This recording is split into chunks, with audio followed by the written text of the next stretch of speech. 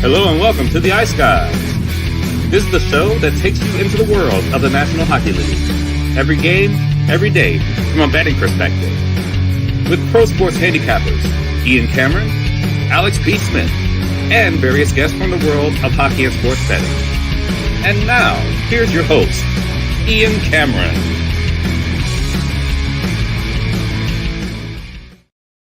Welcome to the Ice Guys, Saturday, March 2nd, presented by Boston Hemp Inc. Ian Cameron, Alex B. Smith, ready to break down a always massive Saturday NHL card. Huge slate on tap. Looking forward to it. Lots of games, lots of good games as well for this Saturday of NHL action. We'll get to those in just a moment. First, we'll do a very quick, to-the-point recap of last night. There were, of course, a few games in the NHL to talk about. First one, of course, being Arizona and Ottawa. Congrats to the Arizona Coyotes, who snapped their 14-game losing streak. And even though I wasn't on Arizona, that game was phenomenal for yours truly with the over trifecta, about as easy as it gets.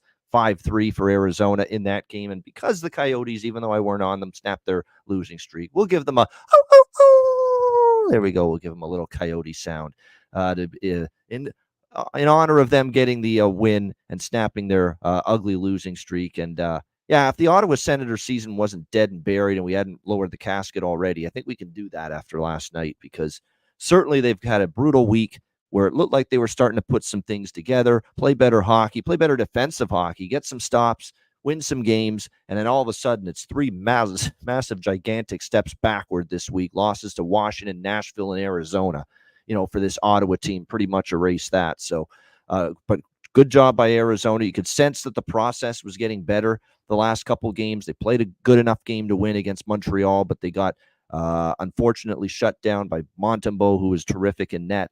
You could see they played a pretty solid game, even in defeat against the Leafs on Thursday night. You could see their game was starting to improve a bit, and it finally gets rewarded with a victory last night against the Ottawa Senators in that game. It was a three-dog night on the NHL ice last night, too. All three underdogs win. Arizona was one.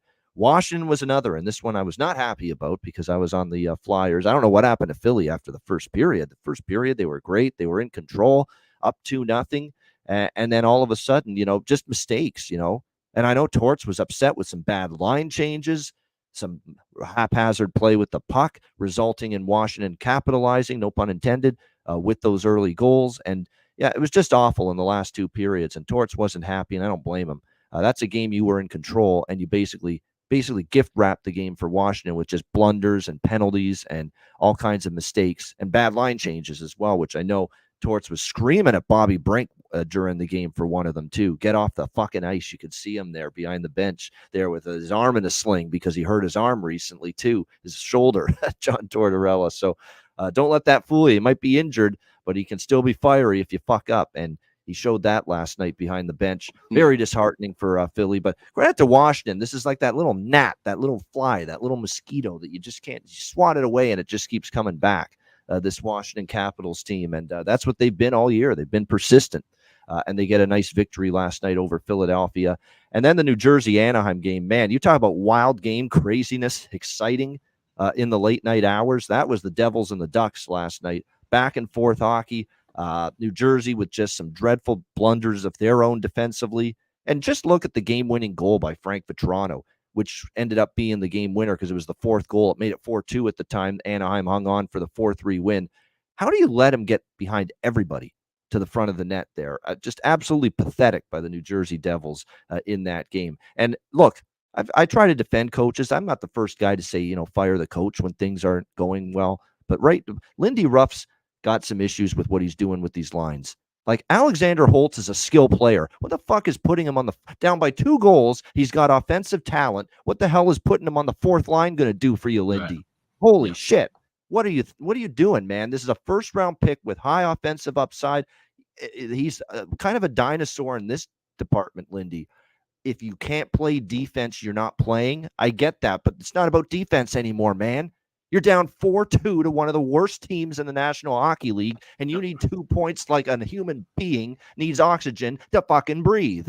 Give Alexander Holtz ice time, because you need goals right now. You're down by 2. What the hell are you doing putting him on the fourth line? He does zip for you on the fourth line. That does nothing to help your hockey team in that spot when you need goals to get back into that game and try to tie it up. So that's unconscionable to me by Lindy Ruff to do that. And I haven't been banging the drum of him screwing up left and right and bad decisions and coaching issues and line combinations and what he's doing with the blender. And every coach gets the blender out when they're losing. I get it, right, to try to shake things up, but that's not the way you do it in a positive, correct manner. Putting one of your skill guys, one of your better talents offensively. Has he been inconsistent this year? Of course, but you need goals. Why are you putting him of all people on the fourth line? Didn't make sense to me. That being said, New Jersey gave themselves a chance. They made it 4-3. And then, of course, I don't know what Frank Vatrano was doing. He got away with it, but he just basically pile drive the net off its moorings right in the final seconds there. Clear delay a game, clear penalty shot call. It was the right call. There's no question. It was just one of those. I think he was really worried that puck might have been going in, and he saw desperation at that point and knocked the net off purposely. There's no question. And there's Jack Hughes with a chance to get the tying goal on a penalty shot and doesn't even get a shot away. It kind of rolls off his stick, and Lukas Dostal, who was outstanding last night, ends up poke checking him. But a great performance. Look, that reminded me of what Dostal did against Toronto when he had 50-some saves. And I know Toronto won that game. Anaheim lost that game, but his performance last night kind of, resonated closely to what he did against Toronto. So it was a great night for Dostal, and just for New Jersey, a devastating loss, one you can't afford. They've now lost both games to the Anaheim Ducks in regulation too. 0 out of 4 points for the New Jersey Devils this season against the Anaheim Ducks. That's going to be, you want to look at reasons why they're not in the playoff spot and not likely to make a playoff spot? Look at that right there. Alex, thoughts on last night? Everybody was trying to say that Washington, this was a do or die game for them, but I think last night kind of ended up being the last rites being read for the New Jersey Devils. And like you said, Lindy Ruff, a coach who, didn't make a whole lot of mistakes early. This team was just not really that good. They were trying to find their bearings. Of course, they had all the injury bug issues at one point heading around the holiday time and going into the All-Star break, missing Hughes, missing Heishier, Dougie Hamilton going down. So those things, are hard to come back from when you're missing key players like that. But like you said, when you're seeing some of the mistakes that Ruff's made now, some of the things he's doing with his lines and his combinations, seems like maybe the game has kind of gotten past him a little bit. We talk about this whenever we look at these older coaches. Look at a guy like John Tortorella, for example, a guy where we all wondered, can he adapt and still be around in today's game? Absolutely he can. He's been able to make those changes and adapt. Dave Haxtell is another guy who's older coach, been able to make those changes and adapt. Lindy Ruff, where it seemed like maybe that was the case last year. But keep in mind, they were crying for his name to be, crying for him to be fired first couple of games in before that giant run, and they ran that giant run and that momentum throughout the rest of the season. So you take that big streak out of the equation. This is a team that's pretty much been just above 500, if not a below 500 club, and I think he's kind of lost that room, and I think he may have lost his touch a bit. This is a guy you're going to have to get rid of at the end of the year. You got to ride it out now with the last 20, 25 games, but you're going to have to make a change immediately at head coach for the New Jersey Devils moving forward if you want to be a consistent playoff team and consistent winning team. He just doesn't have it. But that being said, go back to that Philly game, just an absolute disaster as they came unraveled. And it sucked for me having the draw because it looked like this game was okay, perfect spot. They get off to a hot, first period, and then you see Washington come back, tie the game.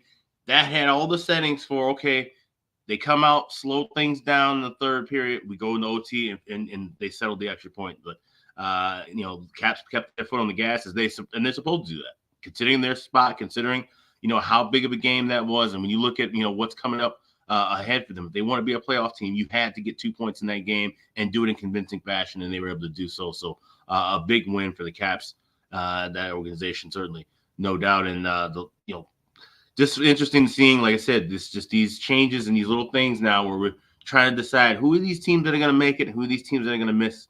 And you can see in just these games, every game becomes more and more important. Every period becomes more and more important. And you can see the teams that are going to fall out of favor. Like I said, New Jersey definitely seems like one of those teams in my book now where I'm not going to be backing them much the rest of the way.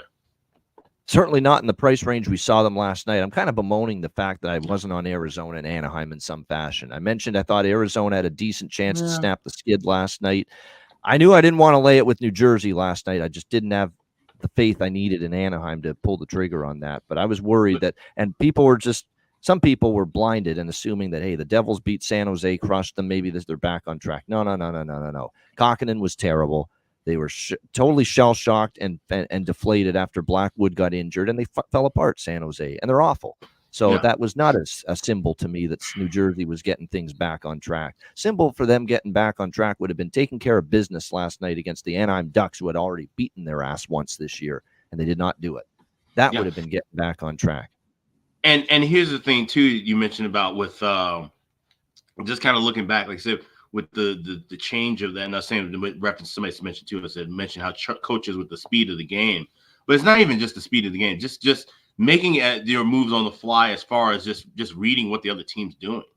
Like I said, I don't think Ruff's reading teams well anymore. He's leaving himself to a point to get out coached, which is something that you never saw from him throughout his time. I mean, you know that, watching him with the Sabres, all the different teams that he's been with, but he's always had his X's and O's straight. So something's a little bit off with him in that spot. And then, like I said, it's a change. You look at it now, maybe this change should have been made earlier, and you could have probably salvaged something with this team, because this is a good team on paper, especially offensively, as you mentioned. But just little things that are off, and those are the little things we have to start looking at. And you talked about, we could have backed Anaheim. Yeah, we could have backed Arizona, but we don't make a lot of money backing bad teams in the last 2 months of the year either, So the way I would kind of look at that is, hey, you didn't take any shot with a desperate favorite.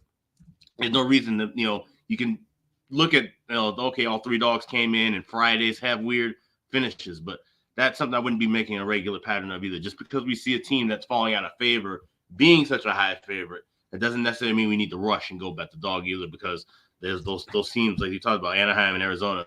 More often than not, we can't trust them to win games either. That's right. So you can always be disappointed you didn't take the dog, but more importantly, you can always be more grateful you didn't take the favorite, and that's what you could be last night with those 3 games. All right, we got a huge slate on this Saturday, an even dozen games, 12 on this NHL, actually 13. I counted wrong. Yeah, 13 games on this NHL slate, and we will begin with a game that's actually starting in not that long, about 10 minutes from now, the Winnipeg Jets and the Carolina Hurricanes. It's a really good game, actually, to start the Saturday off. We've got Carolina minus 160, home favorites, 5.5 the total in this game. It's really not much to say for me. I think it's going to be a good game. It's more of a viewing game for me. I've only got one player prop and one side/total that I like in this game. That's about it. It's going to be Connor Hellebuck and Pyotr Kochetkov in net. It's a great goaltending matchup. Winnipeg's trying to bounce back after a 4-1 loss to Dallas to begin this road trip, this mini 3-game trip, which is Dallas, Carolina, and then they go to Buffalo after this. Carolina, they've played well, 7-2 in their last 9 games, back-to-back road wins against Minnesota and Columbus. They are back home off a road trip, but only a 3-game trip. And the travel was to Buffalo, Minnesota, and Columbus. Not the most arduous travel by any stretch of the imagination. More importantly, going into this game, there were major question marks for Winnipeg as to who was going to be in this lineup, because they had multiple key players missing practice yesterday. Gabe Vilardi was one. Sean Monahan was one, and Nick Ehlers was one. The good news is Ehlers is in. Monahan is in today, but Gabe Vilardi is out. He will not play today for the Winnipeg Jets due to injury. So they will have Monahan and Ehlers, which is huge, but they will not have Vilardi, which is probably equally as huge with the way he has played this season for the Winnipeg Jets. So it looks like today we've got, and because of this, actually, I will add a prop here for Winnipeg. But for me, I am on the draw. Now look at this draw price at FanDuel. FanDuel plus 330. It's about as low a draw price as I've seen at FanDuel, which is telling me that we're starting to just slowly but surely maybe get ourselves a little bit of an adjustment in these draw prices. Plus 330. I still like it. I think very good chance for OT with these two teams here in what should be a very competitive game. Should be low scoring, 5.5. If you actually follow Chris Otto's totals charts, Carolina's on a first period underrun, believe it or not. There's not many teams on a first period underrun overall, but Carolina's on one right now. So keep an eye on that.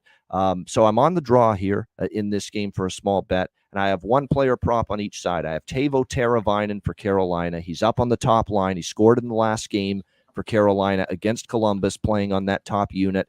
I think because of that, you get a good, and look, they haven't adjusted the price much. He's plus 355 at Betano to score a goal in this game. Top line, and he scored in the last game for Carolina. So double T, Teuvo Teravainen. And the other one I'm going to look at, he's playing on the top line due to the absence of Velarde. Vlad Nemesnikov for Winnipeg, plus 610 at Betano. Let's couple of nice bargains here in this game, one on each side. Teravainen at plus 355 for Kakalaki, and Vladislav Nemesnikov plus 610 for Winnipeg, playing on the top line this afternoon with Scheifele and Connor. So those are the two props for me. Good value.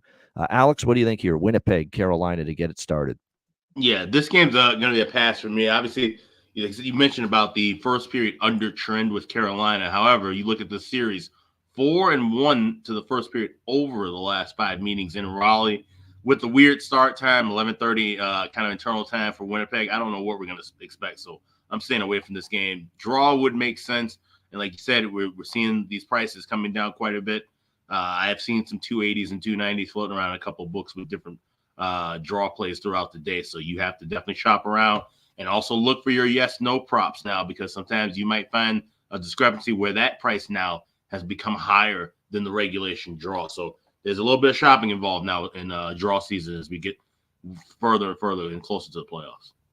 Yeah, I hate to say it, we're getting pinched a little bit now here with these drops. It's slowly starting to happen, and it might continue to happen as we get closer to the playoffs. Now, I want to mention, usually when we go game by game, we go in rotation order, betting odds screen rotation order. We can't do that today because there's a couple games where there's been time changes, and we usually, and it's always usually the betting rotation goes not only in order of the rotation numbers, but by time as well. That's not the case today. So you'll see Winnipeg, Carolina, and then Minnesota, St. Louis is the next game on the betting odds screen rotation. Right. That's a 6:00 start. So I always prefer to go in order of start time. So we'll skip down to Florida, Detroit. That is the next game that's on the schedule, 3 p.m. Eastern time. So make sure you look, it's further down on the odds screen if you're going in that. And you know what? I mean, time makes sense now, too. Most books don't even have rotation numbers anymore, especially for hockey. I can't remember the last time I've seen one. So, it makes sense. So that's old school. Yeah, you can tell we're dinosaur handicappers at this point. We've been around a long time. We're good. It's not we're dinosaurs and we suck now. We're still good.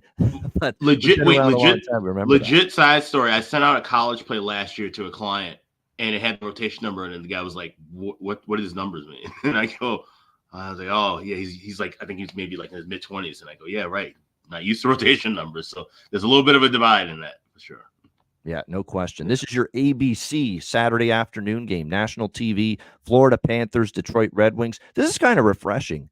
You don't always see this kind of matchup on ABC. Detroit's on ABC quite a bit, but Florida, for as good as they are, Florida doesn't get on national TV as much as they should.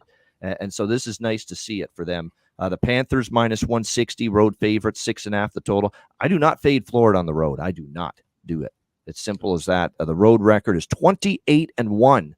That is right there with among the best teams in the entire NHL as far as road performance is concerned this season. They've been absolutely outstanding on the road. I've made a lot of money, won a lot of bets this year with the Florida Panthers on the road, and that's not something I'm usually willing to do. Yeah, they now have the #1 road record. No team has 20 road wins this season besides the Florida Panthers. So it is very impressive what they've done here on the road. It is Detroit off a loss. I mean, I expect them to bring it here as well after losing 5-3 to the New York Islanders. But you look at this matchup, Florida's been very good on the road all season long. It wouldn't surprise me to see them be very good again here. They've continued to win games. Now, some of these have been close calls lately for them. You know, each of their last 4 wins have been 1-goal victories, and they've played 5 straight games that have been decided by 1 goal. Coming into this game, the Florida Panthers this afternoon. 4-3 shootout win over Montreal in their last game. Like I said, Detroit had a 6-game winning streak snapped by the New York Islanders in their last game, 5-3. We'll see how this one plays out. I mean, it's a great game. It's a great game. It's more of a game I'm excited to watch than bet because I don't have anything super strong from a betting standpoint. I won't go against Florida on the road, especially knowing that they lost at home to Detroit in the last meeting back in January, 3-2 in overtime. I like Florida in these spots on the road, but it's a pretty lofty price. Detroit's off a loss themselves. Detroit's been playing pretty well before that Islander loss, and it's the Alex Lyon factor against his old team. He's going to want to play well here. There's no question. Now, Lyon's been a little bit more, I guess, beatable up and down, I guess you can say, with the last few starts that he's had for the Detroit Red Wings. But the fact remains he gets to play his old team. And if you remember, guess who was in net for the Detroit Red Wings in January when they went to Florida and beat the Panthers 3-2? Oh, yeah, Alex Lyon. He got the win, and he played pretty well in that game for Detroit against Florida. So nothing but the draw here for me. I am going to take a piece of the draw here. I think it makes sense. I mean, 5 straight one-goal decisions here for the Florida Panthers. 5 straight games have been decided by 1 goal. We saw the last meeting between these teams go to overtime down in Sunrise. So for me, the draw once again here. So 2 draws to get the card started on this Saturday. Plus three. Let me see what the price was. Plus 370 at FanDuel for this draw between the Panthers and the Red Wings. And look, this is not an easy game to bet for me personally to bet over the total. There's multiple factors here. One is that Florida on the road has been an under machine, and the other, and Aaron put up a great stat in division games in the Atlantic Division. Yeah, Panthers 18-2 to the under. That's an unreal run. 18-2 last 20 divisional games for the Florida Panthers to the under. So that is definitely something that's definitely noteworthy. Yeah, Panthers, there it is. I'll put it up there. Wow. Yeah. 18-2 to the under in Atlantic Division games for the Florida Panthers in their last 20 division games coming into today. Alex, what do you think here? ABC, Florida, Detroit. I'm betting the under. And minus $1.15. This should probably be a 6 based off of that. So we're getting 6.5 at $1.15. I'm going under, and I'll pair that with the draw. I already had the draw this morning, plus 3. I actually got plus 365, so 370, a little bit better price. But this is a classic draw season spot, 2 division teams. And like you mentioned, national TV game for Florida. I don't know if it doesn't seem like NHL teams really get geared up more for a national TV game than say in the other leagues. But the fact that the Panthers don't play that many games on national TV, that could be a little bit different. So being on the road, you have fans that'll be out and about maybe during the day, and kind of have the watch party atmosphere. So teams are kind of will get geared up when they don't play too often on national TV. And if they're playing their style, it's going to be defense. They're going to be controlling possession, controlling the puck. So I could see this being a low and slow kind of a game going past 60 minutes. So give me the under and the draw.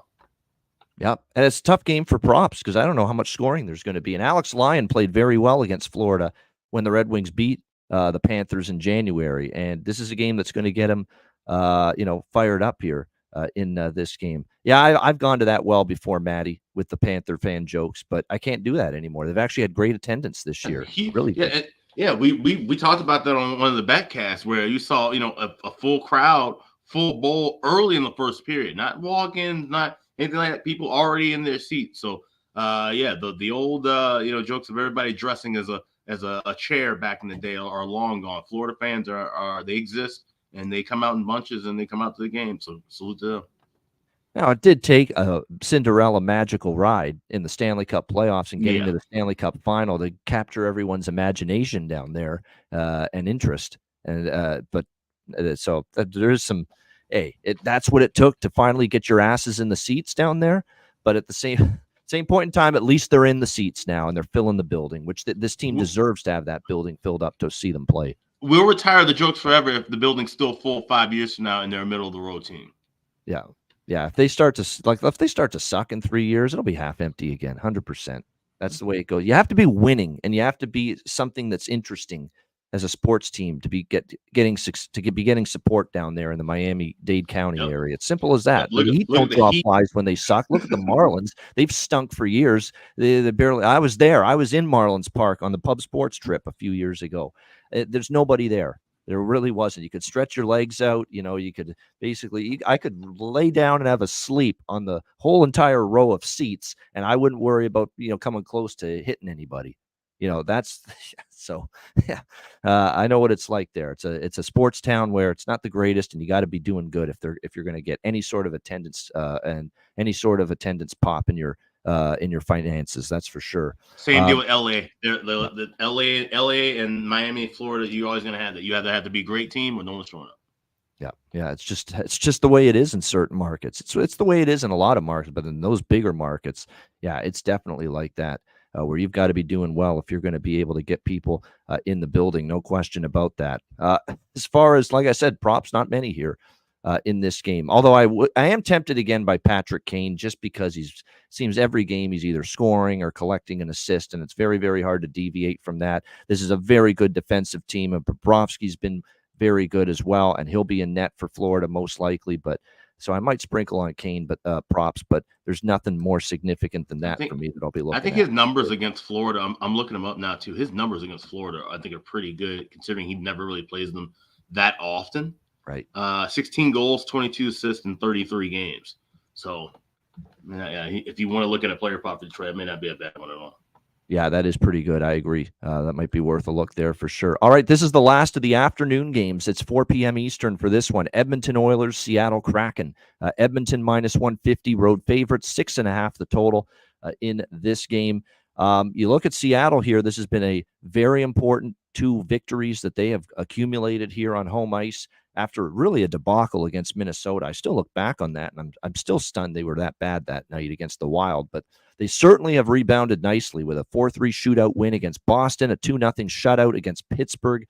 Philip Grubauer's been absolutely spectacular in net for the Seattle Kraken during this run. I mean, this has been almost unbeatable. Like he's got a brick wall there when he's in net right now for this Seattle team. He's only given up 6 goals in 4 starts, 7 goals in 5 starts in the month of February. And the Kraken, 4-1 right now. Actually 4-0 because he actually came in to replace Decord in the Minnesota game. But the last 4 games he started, Seattle's won each game. 4-0 in his last 4 starts. He's been excellent during this stretch. You would assume he's going to be in net here against the high-powered Edmonton Oilers. This will be the biggest test, though, with all due respect, because Pittsburgh, a little flighty. Boston is a good team, but, this is going to be an offense that's going to test him just a little bit here going into this one. Edmonton, meanwhile, they've had issues lately defensively, but they've corrected those at least for 2 games. Home wins against the Kings and the Blues back-to-back, and giving up just 2 goals in each of those games. So, and that's funny because LA and St. Louis both scored early in those games, and yet Edmonton simmered down. Stuart Skinner got stronger as the game went on, and he played very well in the third period of both games to allow Edmonton to get the victory there in those contests. So we'll see if he can keep it going. Edmonton trying to get their defensive game going. See, this one I initially thought, what are we going to do here with the total? Edmonton's won 5 straight, by the way, against Seattle, 7-1 in the last 8 meetings as well. So it's been a lot of Oilers dominance.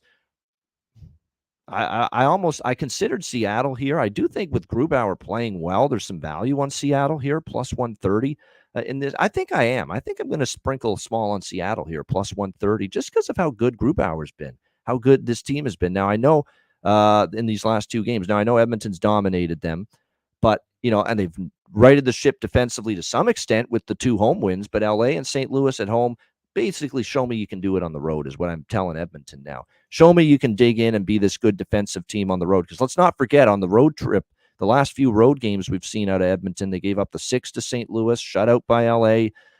Yeah, they beat Arizona, but that's not saying much. The better teams on the recent road trip they had, they were giving up goals. So we'll see if we can challenge them to continue those improved defensive performances of the last 2 games here today against the Seattle Kraken.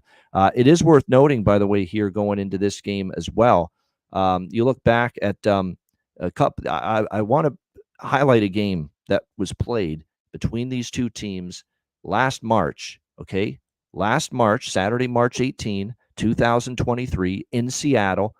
And guess what the start time was? 4:00 p.m. Eastern time, the very same time we see here. So I remember it because I was like, didn't Edmonton and Seattle play a 4 p.m. Eastern Saturday afternoon game last year in Seattle? And I went back, and I was pretty sure they did. So I went and looked, and they did. And it was a 6-4 win for the Edmonton Oilers, but it was a pond hockey type of game. It was 2-1 Edmonton after the first period. and it ended up 6-4 for Edmonton in that game. And then you throw in the fact that in the last 6 games, Edmonton is 5-1 to the over in the first period. And I ended up getting in on the first period over here. I talked myself into the first period over here with the Oilers and the Kraken. And I actually talked myself into the over trifecta in this game. The more I dug into it, at first I bet Seattle. Then I went to the total. I'm like, Seattle's been playing these low scoring games these last couple at home. Edmonton's, finally started to improve defensively.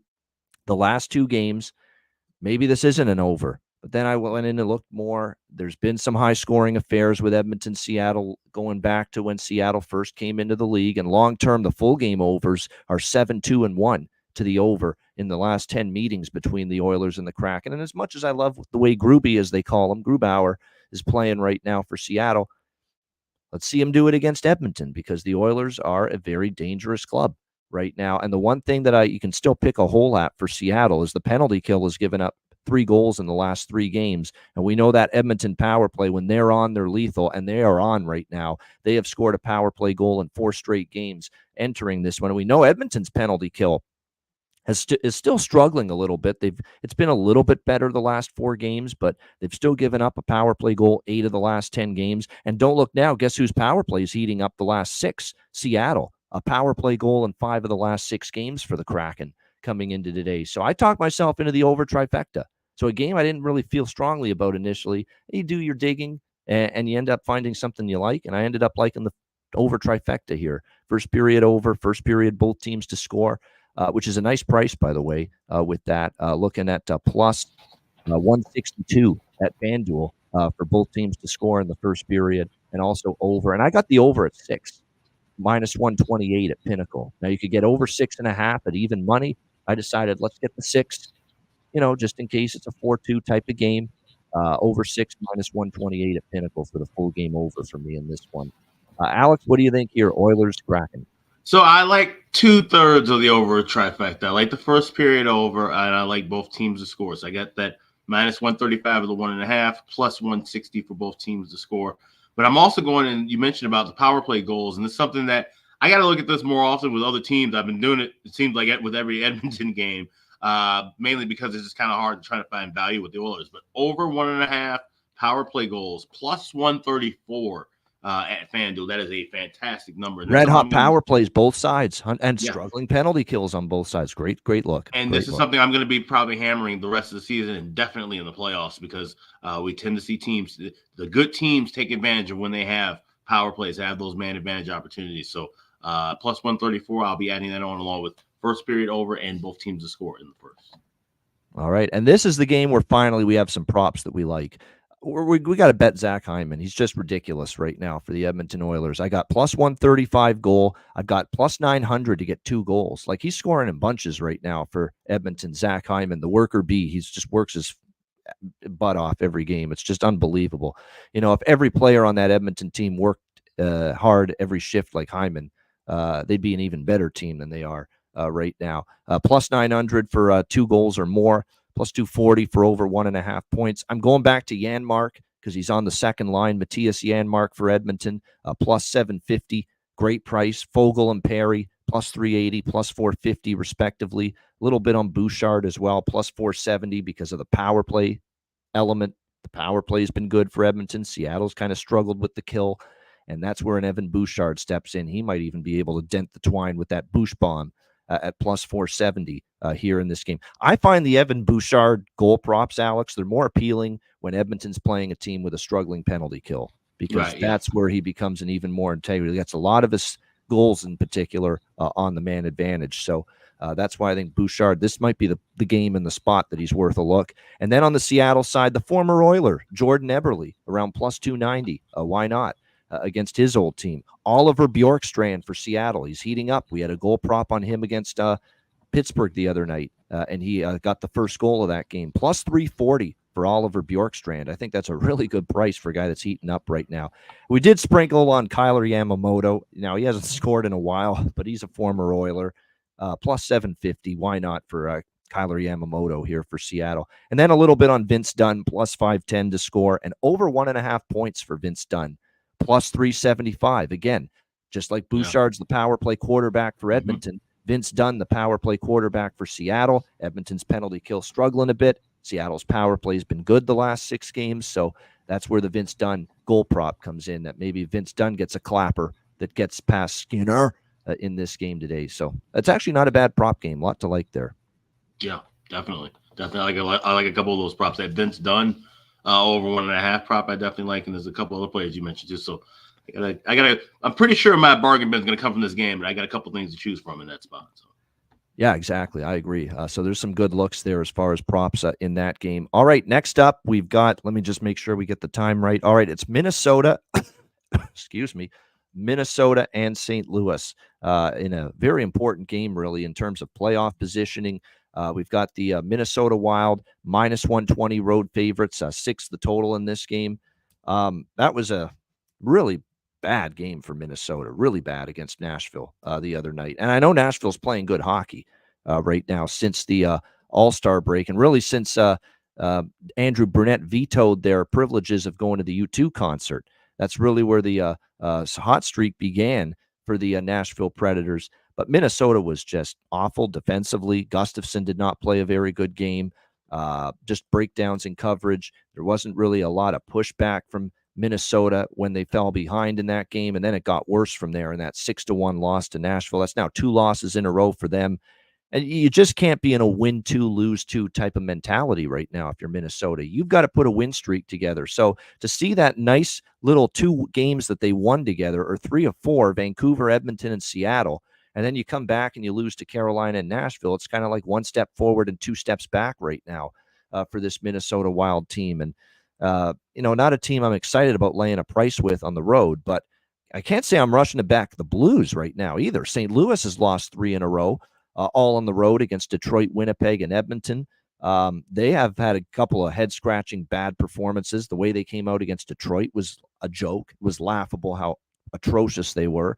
The Winnipeg game, they lose 4-2. They were better in that game, and they were better against Edmonton too, but not finding ways to win those games. Minnesota's won 3 in a row against the St. Louis Blues, including an 8-5 game between these two teams in St. Louis last year, I believe it was. Yeah, I mean, it was 8-5 for Minnesota here in St. Louis. And, of course, that's when, things were really starting to fall apart again for the St. Louis Blues at that time. You look at this matchup, you look at recent games for the Minnesota Wild. The Carolina game, we saw goals early. The Nashville game, we saw goals early. This is another one where the over trifecta is kind of calling my name a little bit here in this game with the Wild and the Blues. And crazy enough, they've actually had some games where they've been some higher scoring affairs. Marc-Andre Fleury, Jordan Binnington, by the way, the confirmed goaltending matchup in this game. Definitely like the goals early. The full game over, I'm not quite as bullish on, but certainly a first period over, first period both teams to score. These are teams off losses. These are teams that need points desperately here in this spot if they have any inclination of Stanley Cup playoff hockey. So from that standpoint, I think we get aggressive attack approach from both teams early on. So over first period, both teams to score. We'll be on the full game over as well, but a little bit more interested in the first period. This is definitely a game where I'll have a little bit more percentage-wise on the first period bets, the first period over and first period both teams to score.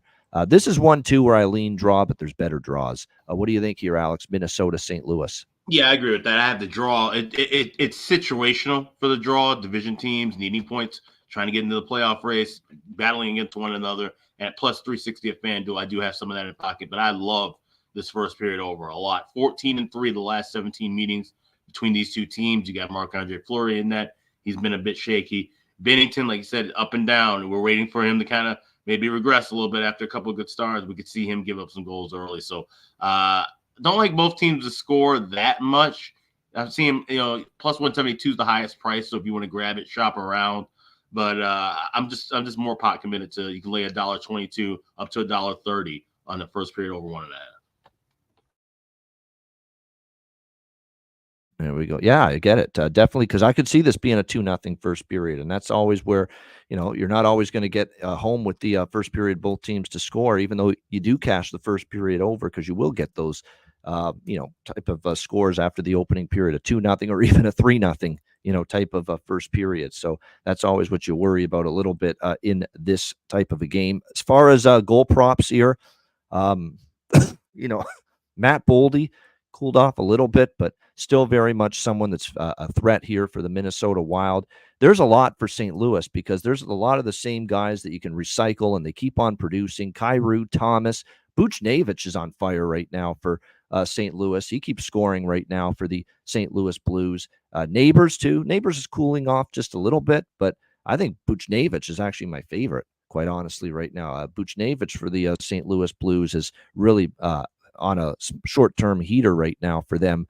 Goals in back-to-back games. And if you go back to the Toronto game on February 19, his last 5 games, he has 6 goals. So he has been absolutely feeling it right now for the St. Louis Blues. So hard to ignore props for Pavel Buchnevich here in this one. That was a 6 p.m. Eastern start. So is this game. Colorado and Nashville.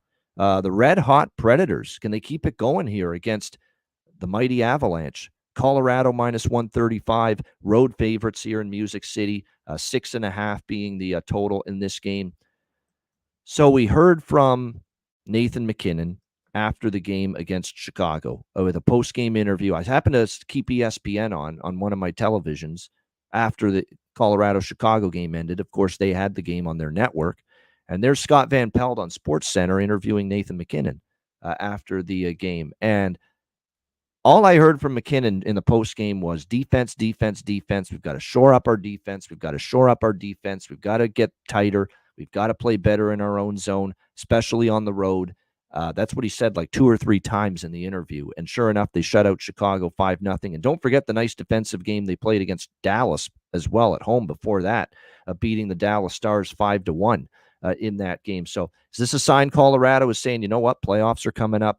Can't be always playing, trying to outscore the other team to win games, 5-4, 6-5 type of games. Is this a sign that they're going to tighten things up here moving forward? We'll see as this road trip continues here in Nashville. The Predators, meanwhile, they have been very good during this 7-game win streak, obviously. 6-1 against Minnesota. And what's been impressive to me is that their offense is rolling, 4 goals or more in all 7 victories.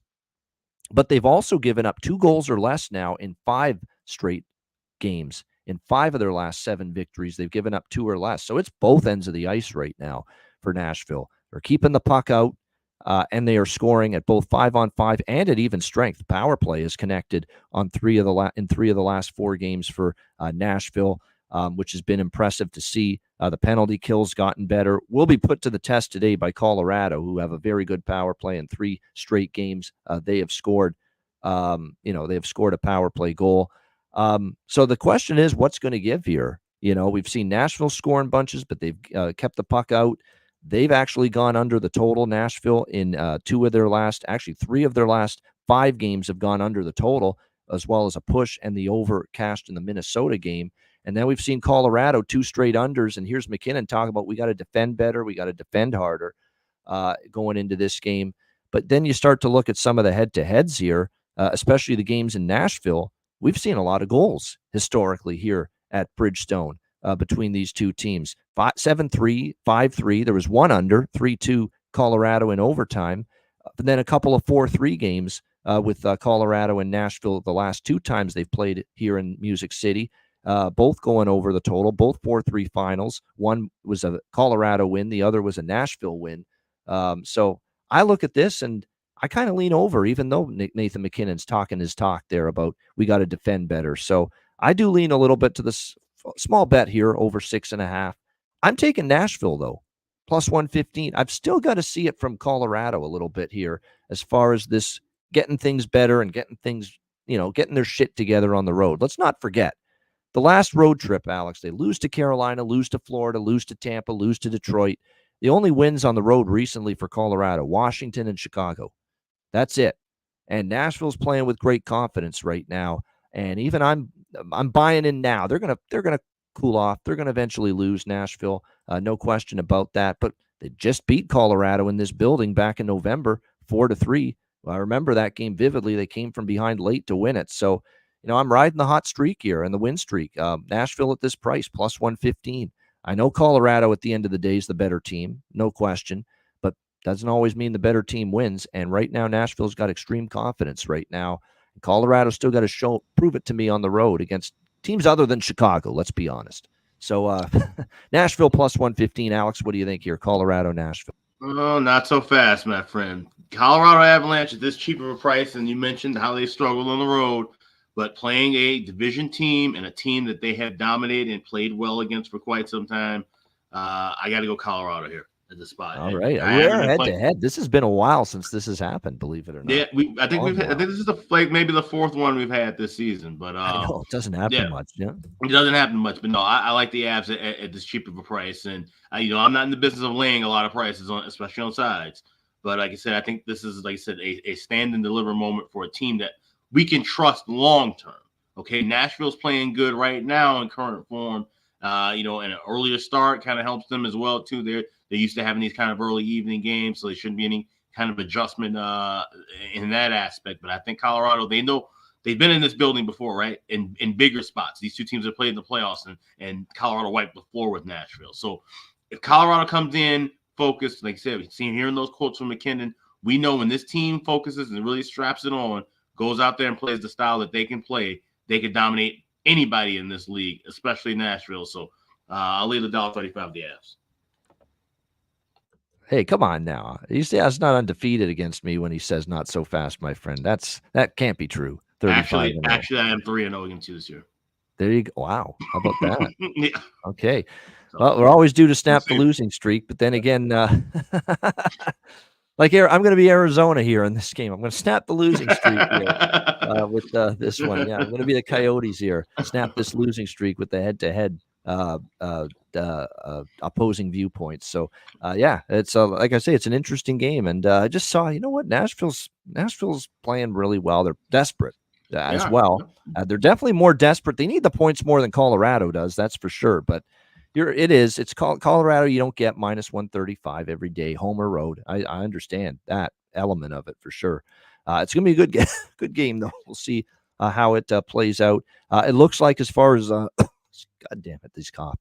Georgiev and Saros looks like should be the goaltending matchup here. Georgiev for Colorado, Saros for Nashville. It expected, and Saros has been really good again these last few games.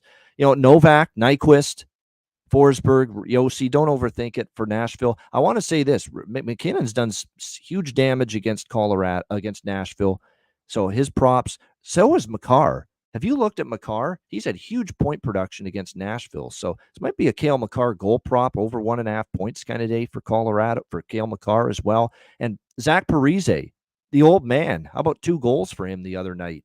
Is that a sign he can do it again? But a little confidence now. Maybe take a couple bucks there. Zach Parise, maybe to strike again while the iron's hot for this Colorado team in what will probably be his final season in the National Hockey League before calling it a day. All right. Next up, we've got, as we continue along, it looks like now we're getting into the 7 p.m. Eastern games, and this should be a good one of the games of the night. New York Rangers, Toronto Maple Leafs. We've got the Leafs minus 120 road or home favorites in this game at Scotiabank Arena. The total in this one currently sitting at 6.5, shaded to the under in this game. Great matchup. This should be. This is honestly 2 of the hottest teams in the NHL post All-Star break. Facing off here, the Rangers and the Leafs. Both of them have played outstanding hockey. Both of them have been on surges. Rangers are 9-1 in their last 10 games. Leafs are 8-2 in their last 10 games. They bounced back from that loss to Vegas and that bad spot off the road trip, beating Arizona 4-2. The Rangers just keep on winning. They had that little trip up against Columbus on a back-to-back after a slew of big-time games, and they bounced back to beat Columbus 4-1. They weren't great in that game, but Igor Shesterkin was great in that game for the New York Rangers. It's going to be the battle of Russians as expected. We'll have Igor Shesterkin for the Rangers, Ilya Samsonov for the Toronto Maple Leafs in net. Both guys are in good form right now as well, in between the pipes here.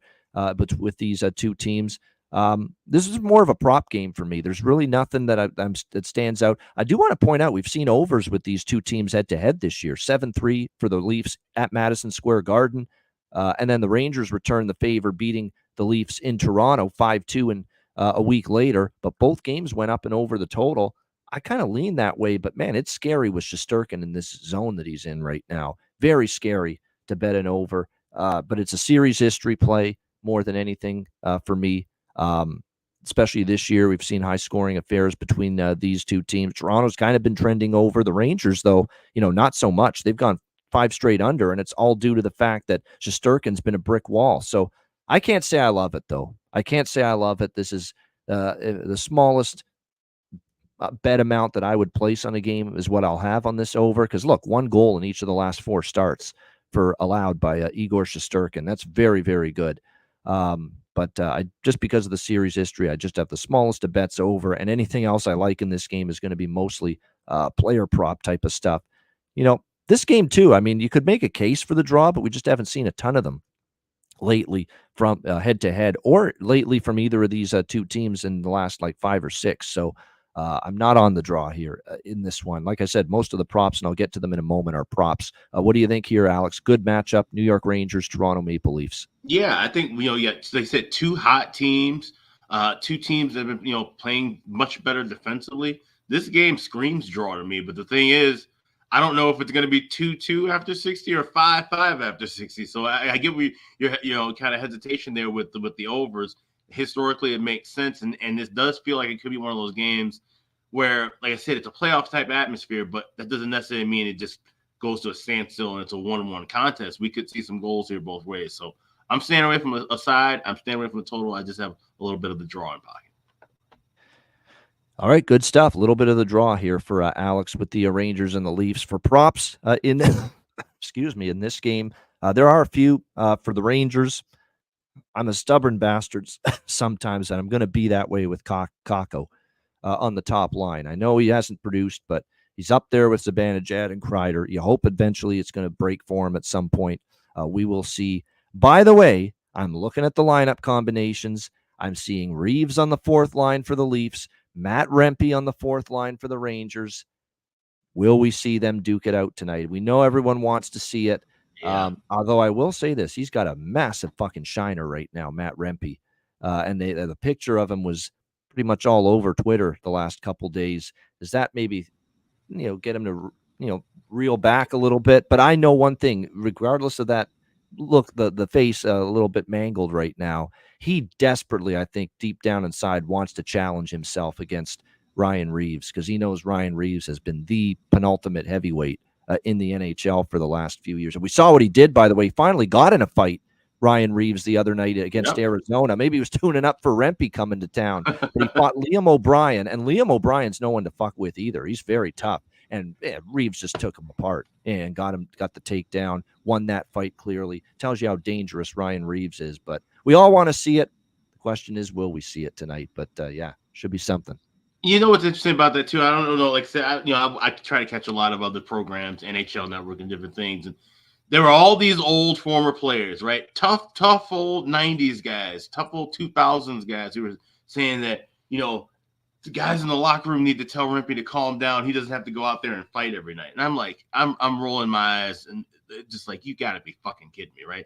This kid's in the prime of his life and in his youth and his age. Okay, we haven't seen him take any massive brain blows. Yes, he got worked over by Olivia the other night with the shiner. That's no reason to not fight another guy, especially when you're trying to establish yourself in this league as just being one of the tough guys in this league. You want to take out the best, all right? To be the man, you got to beat the man. And Ryan Reeves, despite his lack of fisticuffs in the last couple of years, is still one of the top and regarded as one of the most feared fighters in this league during this time, during this last decade. You got to drop your gloves against him and establish that dominance. If you want to be that guy moving forward, you got to take out the king. So I really do hope we see Reeves and Rempe. I think that's going to give a lot of momentum, and that's something that you want to keep an eye on too. You're betting this game live. Who wins that fight might bring some momentum toward that side's team.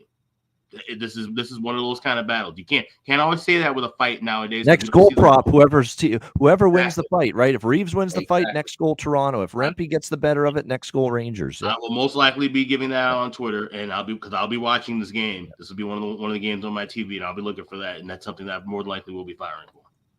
Yeah, don't underestimate the power of how one of the players on your team gets in a fight and they win it, and maybe win it decisively, how that can really stimulate and energize a team and a bench. I've seen it happen before many times, and this goes back 30 years, and I've been watching hockey now for over 30 years. So there is no question that it can definitely stimulate and motivate a team and get them going, when one of their teammates wins a fight. So keep that in mind. As far as goal props, Matthew Nyes has been great lately. Finally scored the other night with Matthews and Marner. I think there's value. You got to bet Bertuzzi. He's scoring every game. You just got to keep rolling with Tyler Bertuzzi right now with Domi and Nylander. He's been great for them. No question about that. Those are the main two I would be looking at as far as props. It looks like Ilya Lyubushkin is with the Leafs already and about to make his debut, that trade that they made the other night with Anaheim. Lyubushkin back with the Leafs, and it looks like he'll be in the lineup because, again, Giordano's out probably for long term with that collision he took against Arizona. It's a head issue. It's a concussion symptom type of issue for him. And that's unfortunate because I'm starting to think this is the end of the road for Giordano. I think this is probably going to be his last season. He's in his 40s now. He's had an injury-plagued season. He's slowed down in terms of his ability in the defensive zone a little bit at this stage of his career. So it's starting to look like this could be the final season for a guy that's had obviously a terrific career. In Mark Giordano for this Leaf team. We'll see how long he's out. Vegas and Buffalo. We've got, how about the respect for Buffalo here? Vegas opened a -120 road favorite, and the money's come in on the suddenly red-hot Buffalo Sabres here. -110 both sides, 6 the total here in this game. Golden Knights and Sabres. Vegas continues this road trip. It's a road trip that started in Toronto, 6-2 win. Wild game against Boston. They lose 5-4 in that game. They get themselves down 3-0, but credit the fight that they showed. There's no question about that. They did, and you got to give them credit for that, no question. But they definitely have. They've definitely had their defensive foundation, crumbled just a bit. Vegas here the last few games, because if you go back and you look during this little slide that they're on, which is 2-6 they are in the last 8 games. They gave up 5-3. They did shut out San Jose, but that's not saying much. But they gave up 5 to Minnesota, 3 to Carolina, 5 to Nashville, 7 to Toronto, 4 to Ottawa.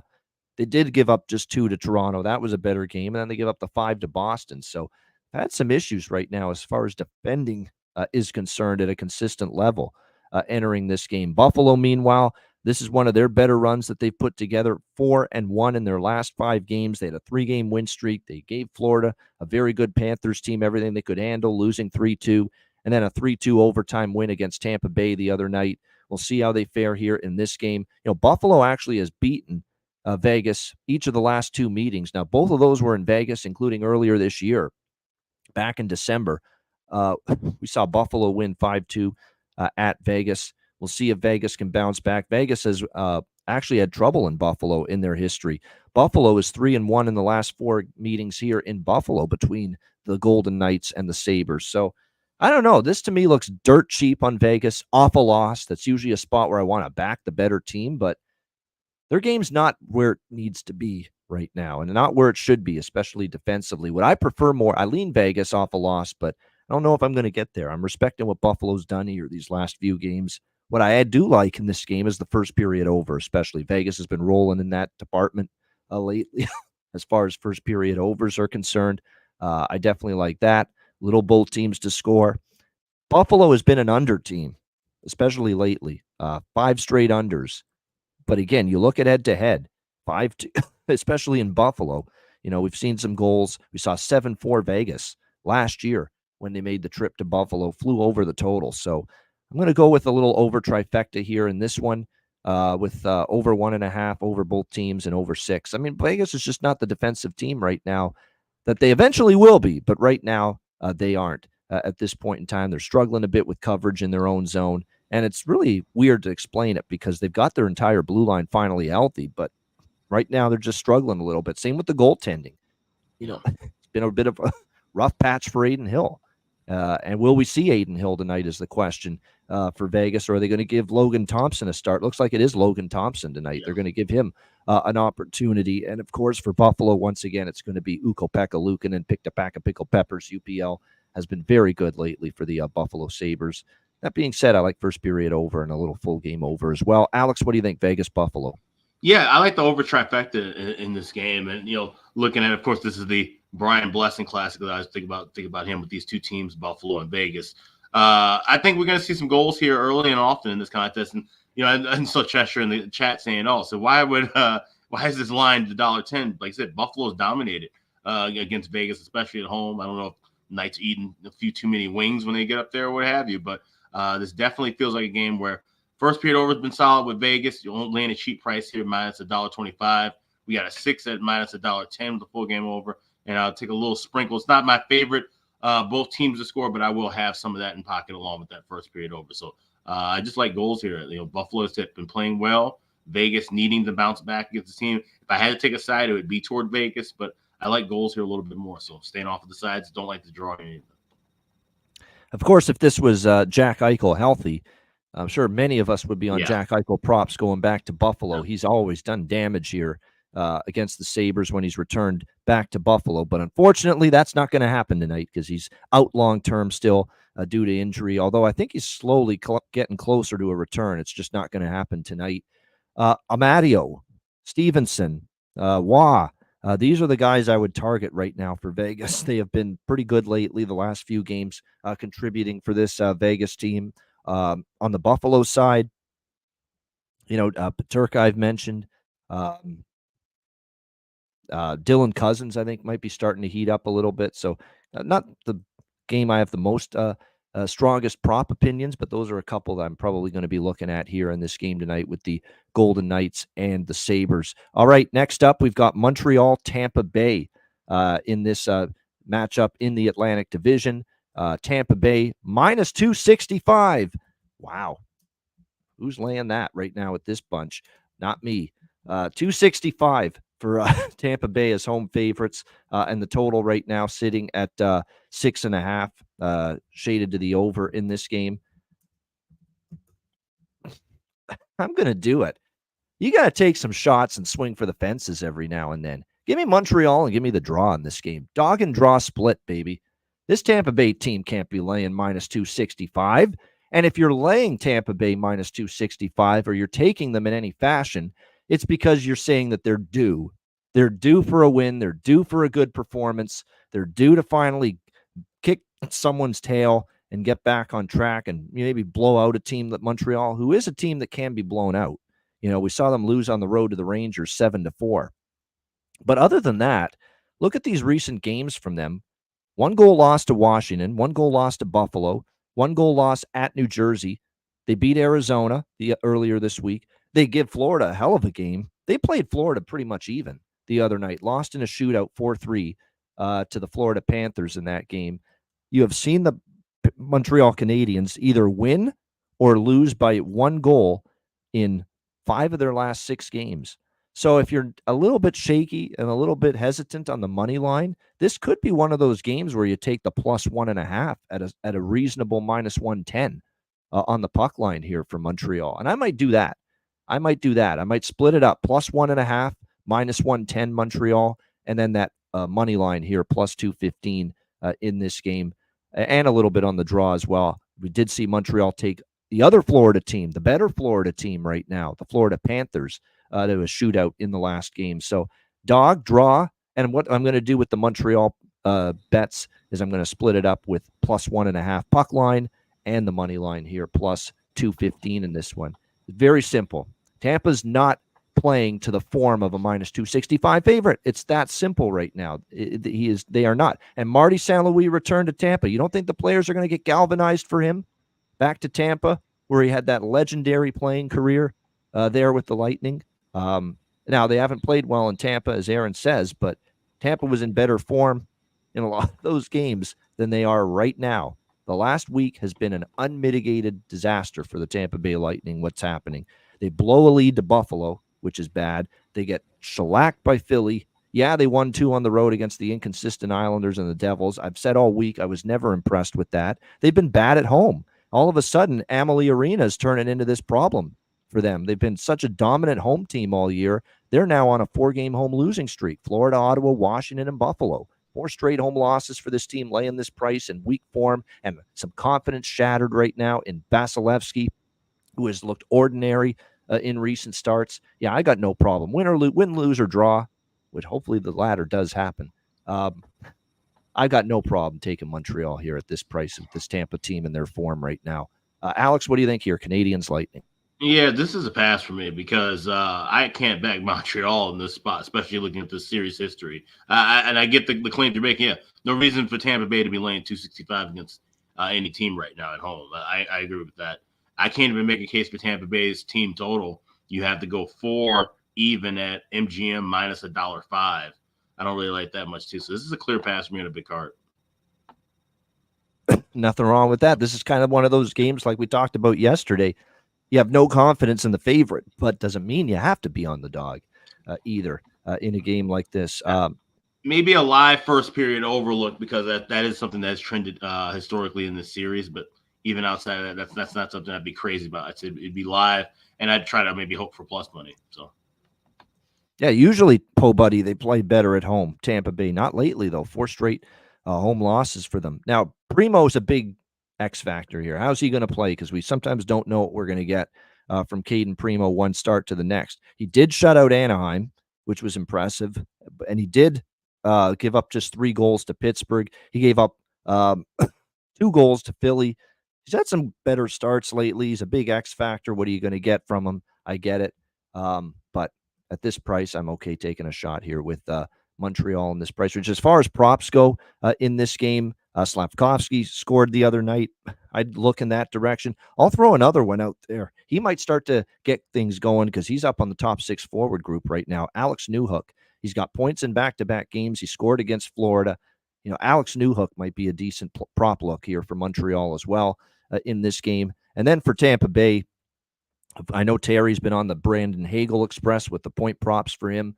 I could see it for sure. AC Mont and Mitchell Chafee now on the second line for this team right now with Cirelli. So might be a little value on those 2 players around Cirelli on the second line there for the Lightning as far as props go in this game tonight.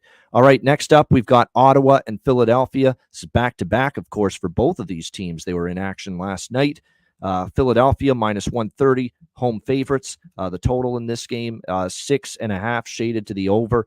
I'm going to give Philly another chance tonight, even though they broke my heart last night. I do like them minus 130 because I think Ottawa's in even worse shape. This has been a horrible week for the Ottawa Senators. I don't know if they're going to get it back on track. That might have been the final knockout punch last night, losing to the lowly Arizona Coyotes, who had lost 14 straight games. They go into your barn and they snap the losing streak at your expense. That's a slap in the face right there to the Ottawa Senators. I don't know if they bounce back from that, quite honestly. And now Korpisalo, late scratch last night. So they had to go to Anton Forsberg in net. And now they got to call up Mads Sogard from Belleville, the AHL, and he's going to be in net tonight. You want to back Mads Sogard and that wonderful, sparkling 5.09 goals against average and 825 save percentage here for the Ottawa Senators in this game, and back a team that might be without as well. Actually, I do think Tkachuk's fine. Tkachuk was a little bit banged up, but it looks like he is fine. Yeah, he is going to play. So he's a tough son of a gun. And give that guy credit. His team has just been an unfortunately disappointing year, dismal disappointing year. And this guy just still refuses to come out of the lineup with any sort of injury. That's a good job by him. I give him credit for that. Shabbat's banged up. Forsberg, and Forsberg's out too now. It's funny. Korpisalo, Forsberg's come in. Forsberg then suffered an injury, in the loss, and so he didn't even come with the team. With yesterday to Philadelphia. So it's Mads Sogard tonight, and neither of the other goalies are available, Korpisalo or Sogard. So it's e-bug time. Or no, it's not. They called up Levi Marilainen. Marilainen's been called up here for Ottawa from Belleville as well. So basically 2 goalies from Belleville have been called up, and neither one has good numbers down there, by the way. So I like Philly here, minus 130. I like Philly team total over as well in this game. In fact, I feel better about the team total than I do the minus 1. I'll split it up between the two, but the one thing that concerns me for Philly is, what I saw from them defensively against Washington with mistakes and turnovers, bad line changes, and all that. What also concerns me is now with, I'm trying to think, the Peterson was put on waivers. He can't play. It was the right decision. But now it's left Philly scrambling for who's going to back up Samuel Ersson right now, because it's a back-to-back. You're not going to see Ersson. You're likely going to see Felix Sandstrom start tonight. He's been called up from Lehigh Valley. And if you look at Felix Sandstrom's numbers down there, they're not that great. They're average. They're okay. They're not great. Felix Sandstrom, 3.23 goals against average, 882 save percentage in the AHL this season for him. And he's likely to start tonight because it's a back-to-back. I don't think Torts is going to put Ersson in for back-to-back games. It hasn't been confirmed yet, so wait on this. But if Sandstrom's in instead of Ersson, I'm freaking adding the over trifecta in this game too. First period over, first period both teams to score, and full game over. I am adding that 100% if indeed it is Felix Sandstrom in net, because those numbers at the AHL are scary now coming to the NHL level. And he's played in the NHL before for the Flyers. We've seen him start a handful of games. He got 20 games last year, 5 games the year before. But the numbers even in those 2 years, 3.23 goals against 2 seasons ago. Last year, 20 games played, 3.72 goals against, 880 save percentage at the NHL level for Felix Sandstrom. So that's not exactly great numbers that give you confidence in him at the NHL level. So right now, I've already taken Philly and team total over on Philly. If I see Sandstrom confirmed, I'm jumping in on the over trifecta too. Over 1.5, both teams to score first period, and also full game over, because this is shockingly shady goaltending on both sides if we see Sogard Sandstrom as the matchup, and there's a very real possibility that is the matchup tonight.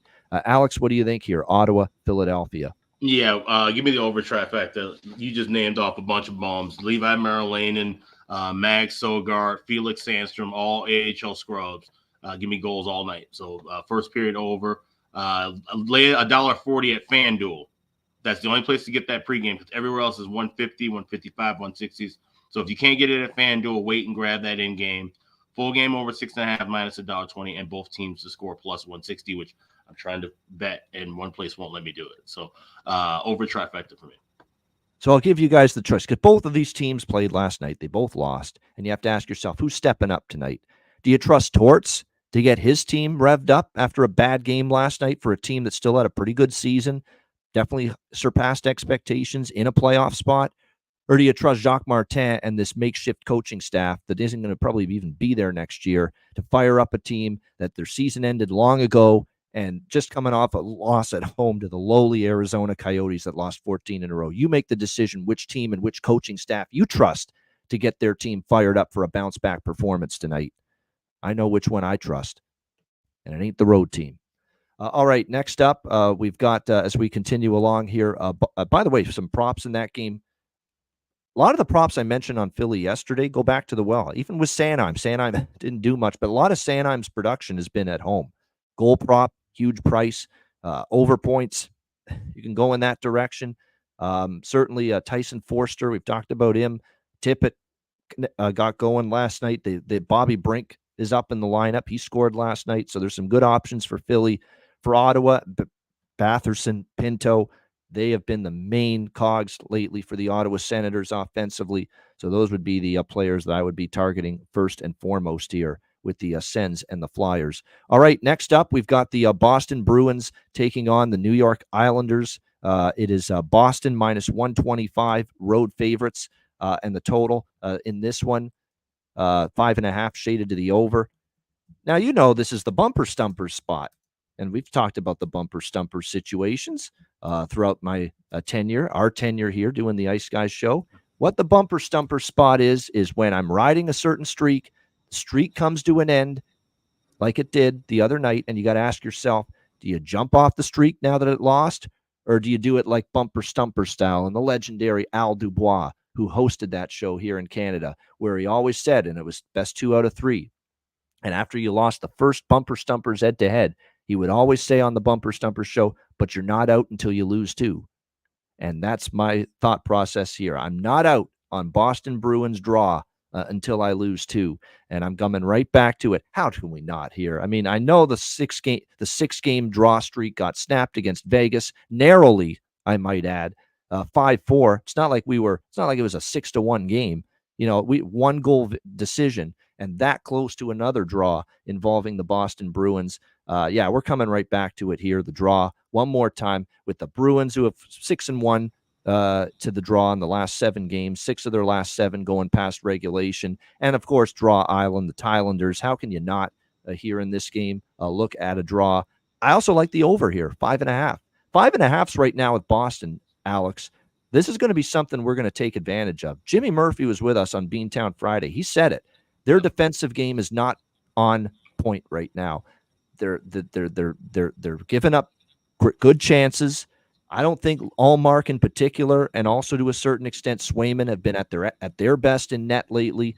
Their penalty kill has not nearly been as sharp lately. They've been giving up more goals, and more importantly, they've been blowing leads. They've been blowing leads like crazy. Hell, it happened against Vegas the other night. I know they hung on and they won 5-4, but they were up 3-0 after the first period. Next thing you know, in the third period, it's 4-4. This team does have issues in their own end right now. They are struggling more than we are accustomed to seeing the Boston Bruins struggling defensively at the moment. And so putting their games now with a total of 5.5 to me is just a little too light with what we've seen from this Bruins team defensively here in recent games. They get a lead, and they're not holding the leads right now. They blew the lead to Vegas, albeit they survived and won. They blew a lead to Seattle. They blew a lead to Vancouver. They blew a lead to Calgary. I mean, that's been a big problem for them lately. And they've also been starting to trend over the total as a result. They enter tonight 5-2 to the over, 6-2 to the over in their last 8 games coming into this game. The Islanders not always an over type of team, but they did score 5 against Detroit. It went over the total. And this has actually been a series history, believe it or not, Bruins and Islanders. Bruins have won 6 straight. 5 of those 6 games have gone over the total. 5-1 to the over the last 6 head-to-head meetings. So draw and over 5.5 for me here, Bruins and Islanders. Alex, what do you think here? Boston Bruins, New York Islanders. Yeah, I like the draw. And like I said, obviously coming right back to this draw, considering there was just one loss off of the streak and against the Islanders. So I couldn't line that up any better.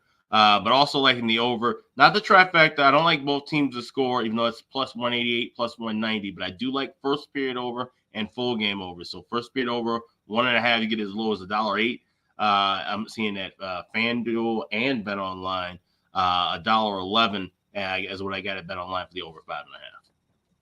All right, like it. Like I say, these 5.5s right now with the Bruins. Not the Bruins that you're always leery of. Under, even at 5.5. Not right now. Not with what they have been showing defensively. A consistent pattern of getting a lead and not holding it. And when you're blowing leads, that's not a recipe for unders. And we are seeing that lately for the Boston Bruins for sure. As far as props go, Charlie Coyle definitely could look in that direct. Morgan Geekie, you have to bet him.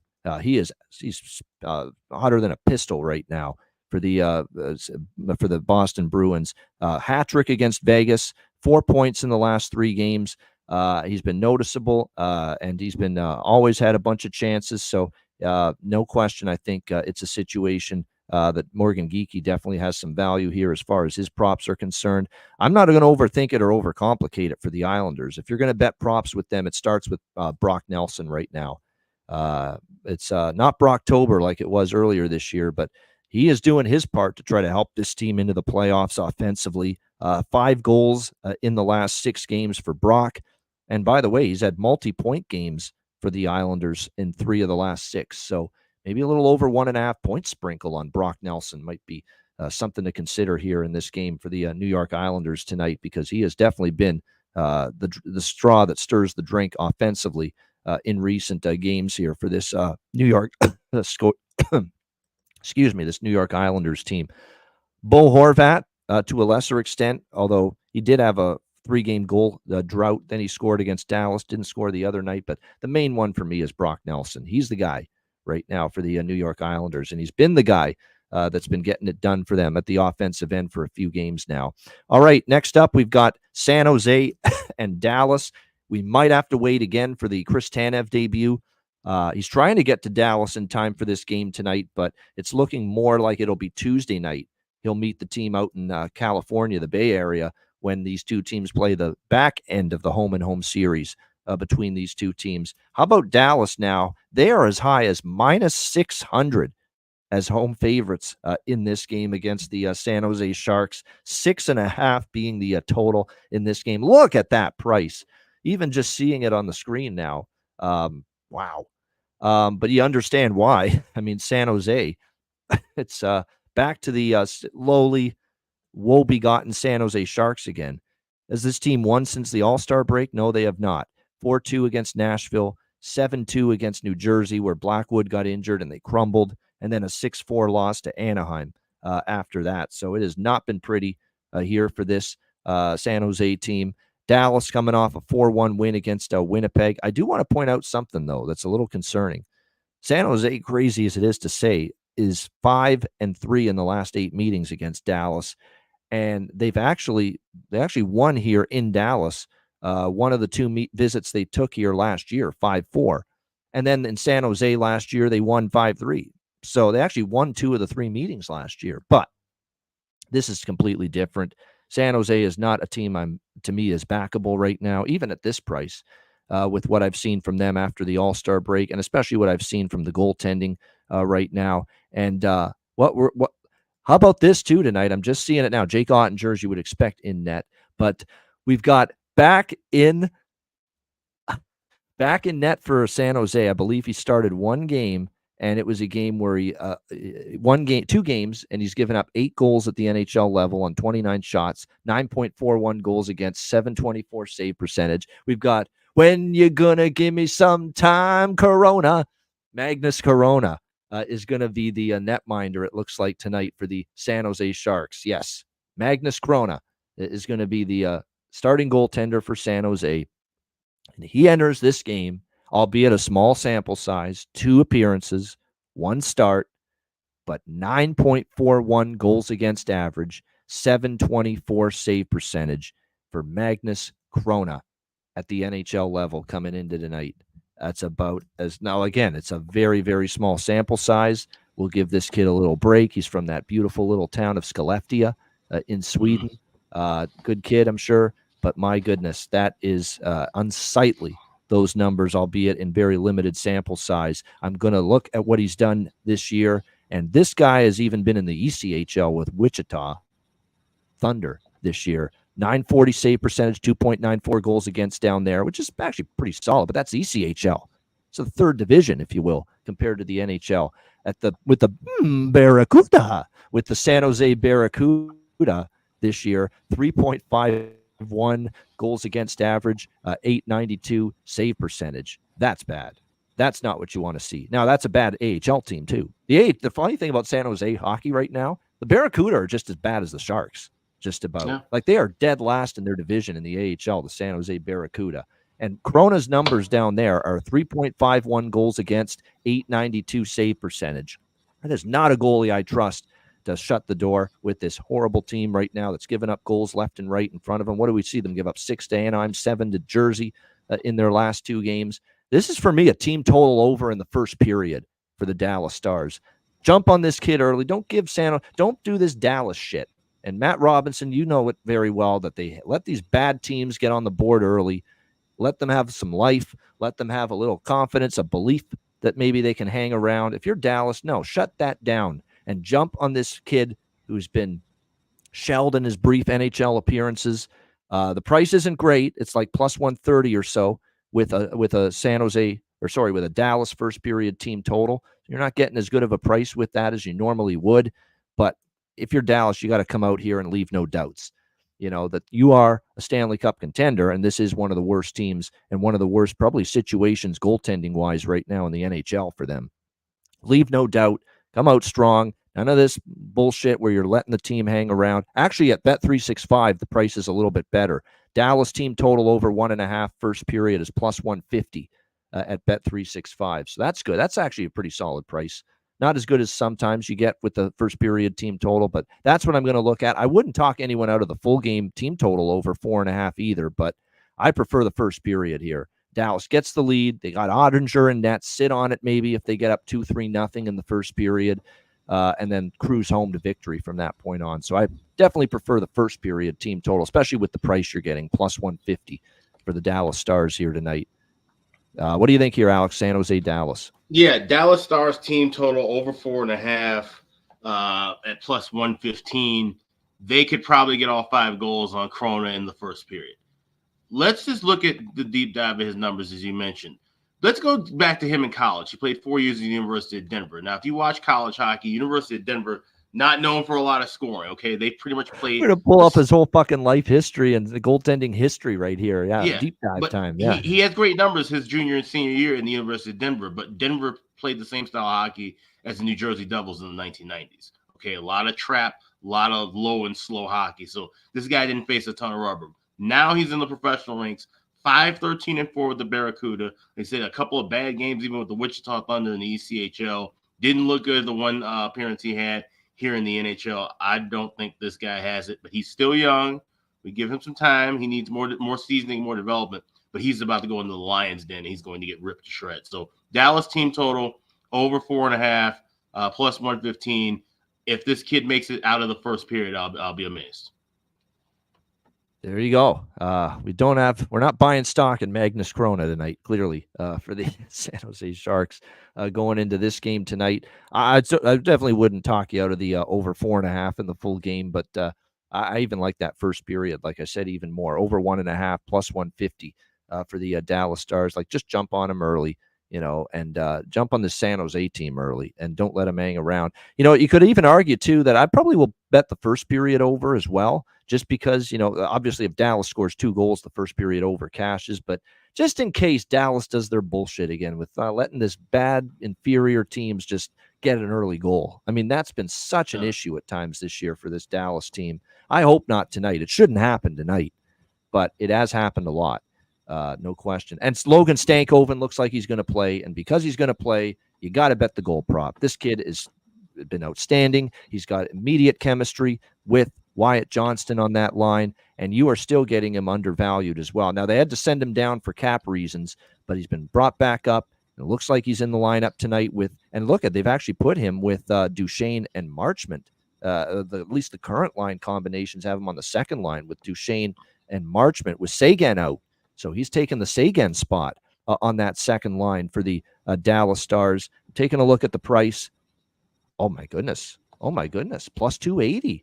Oh, man, this is a steep adjustment. It's not even bargain bin price material, but still a good bet, plus 280.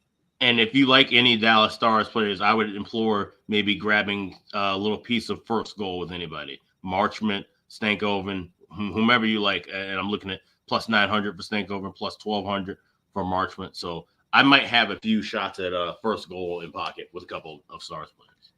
And Joe Pavelski for sure. I'm actually going to sprinkle on Joe Pavelski 2 goals tonight as well against his old team, San Jose. Played most of his career there. I could see this being a Joe Pavelski type of night for the Dallas Stars. Good angle there against San Jose. And he got a goal and an assist against Winnipeg. It was one of his better games in some time for the Sharks. And look, he's 39 years old. He is slowing down a little bit, but he's still 21 goals and on pace to come close to matching what he did last year in the regular season. And keep in mind, this is always a guy that his best work is in the playoffs, year in and year out. So keep that in mind. There's no doubt. And Pavelski, to me, I like the look of him maybe getting on the board tonight against his old team. All right, next up, Columbus, Chicago. Blue Jackets around minus 145 to minus 150. Road favorites in this game. 6 the total, shaded to the over in this game. We thought maybe Bedard being back could spark some offense for Chicago. It hasn't happened consistently, unfortunately, for them. We'll see if tonight can be the night, because I'll say this with Chicago here. They have faced a pretty rigorous schedule, one good team after another, especially the last 5. Actually, you go back even further. The Pittsburgh game was probably and Ottawa were the 2 weaker opponents. But the last 10 games, they played Minnesota, Rangers, Canucks. Pittsburgh, Ottawa, you can throw those out. Those are lesser opponents a little bit. And they did beat Ottawa. That was the one win. Carolina, Philadelphia, Winnipeg, Detroit, Colorado. That's pretty tough. Okay, that's very, very difficult, that schedule for the Chicago Blackhawks. Now they take on this Columbus Blue Jackets team tonight. This is about, one of the weaker opponents they've faced in some time. Columbus team that's lost 2 in a row against the Rangers and the Hurricanes. Columbus team that's just got 9 road wins 9-20 on the road this season. Chicago still has more home wins, 11, than clearly they do on the road, and more home wins than Columbus has road wins. I'm taking Chicago here. It's tough. I get it. It's very difficult. But this is just Columbus minus 145 here. With Chicago, this being probably the weakest team, the worst team they've played. And sometimes that's the one thing about Chicago during this bad run. They have faced a very tough strength of schedule. Very, very tough. And now finally tonight, they can take a little step down in class. The only concern I would have is, are we going to see Soderblom in net? And even with Soderblom in net, I'd still take a shot at this price. Merzlikins will be in net for Columbus. This to me is just, if Soderblom's in net, I will add some overs in play here as well. More so full game over than anything here, because we've seen a lot of Chicago games not open up till the second period lately. They're actually first period unders lately. And second period over, by the way, has been very good for Chicago lately. If you look at Chris Otto's charts, it's the second period that's had most of the goals lately in Chicago games. Keep that in mind. So this is not a game where I want the first period totals. I'm looking just at over 6 in this game. It opens up later. I will add that if Soderblom's in. And even if he is in, I'm going to take a small shot with Chicago here, plus 125. Even with him in net, and he can be bad. He can be a sieve. We all know that. This is a step down in class for Chicago. They have faced a murderer's row schedule, okay? They have faced a lot of good teams, and this is as weaker as it gets for them during this span. And I think after seeing Bedard pissed off, seeing the building completely lifeless the other night, I think you owe it to Bedard and the fans that are going to be there tonight to have a little better showing than that, what we saw against Colorado, albeit a very good Colorado team. So I'm going to take that shot with the Blackhawks here, but we'll add the over most likely, and definitely will if Soderblom's in net, and it's looking like he might be. What do you think here, Alex? Columbus, Chicago. Well, I'm not backing the Hawks with Soderblom in net. And especially we were talking before the show aired, we were looking at different line changes, and Elephant Hands, Ryan Donato being bumped back up to the top line. And I got to hear the whole thing. There's a little 5-minute blurb on Twitter. I retweeted it with Luke Richardson, and he's kind of just talking X's and O's with some of the reporters, and he mentioned about how he likes having guys like Foligno and guys like Donato hanging around the front of the net looking for rebounds. Okay, that's fine, but you got to have other people fucking shoot the puck first before you can even get a rebound. You can't have 8 fucking passes going around, and Nick Foligno, who, listen, I love the guy. I still believe he should be the captain of this team, but he's a fourth liner who skates like molasses. You can't have him skating around in circles missing passes. You can't have Ryan Donato missing clean passes from Connor Bedard cross ice. It's unacceptable. So that being said, seems like Luke Richardson may not know what he's doing on the offensive end of the ice with that kind of philosophy. You throw that on the fact that there's people who aren't shooting the puck. There are people who can't find the net. If it was doubled in size, even if it is Merzlikins in goal, and Arvid Soderblom, there's no way I'm backing him right now. He's an absolute bum. And give me Columbus team total over 3.5 at a plus price. I'm seeing plus 115, and also give me the first period over 1.5. This is a cheap price, and it's cashed in 8 straight meetings with these two teams. Like I said, we do see a lot of goals here. Also, we'll have a little bit of that over 6, but that's kind of small. My favorite plays here are the first period over and Columbus team total. All right, Columbus team total, first period over and small full game over for Alex here with the Blue Jackets and the Blackhawks. Yeah, I mean, I'm going to go with Alex Nylander too. The poor man, the poor man's Nylander. Obviously, we know how good William is. Alex is not his older brother William. That is clear. But he did score and did get his first goal with the Columbus Blue Jackets the other night against Carolina. And he is facing a team that he played the most games of his NHL career for this team, the Chicago Blackhawks, back in 2019 for this Blackhawks team. So he's facing a team that he's played the most games in the NHL with this team. So against his old team, scored the other night. I think it's a solid look, especially at the price you're getting. If he's going to get a goal against anybody, it would be Arvid Soderblom. You just have to hope that he doesn't play like he did as a Blackhawk when he returned back against one of the Blackhawks. No, exactly. I mean, plus 365 at Patano. Pretty good price.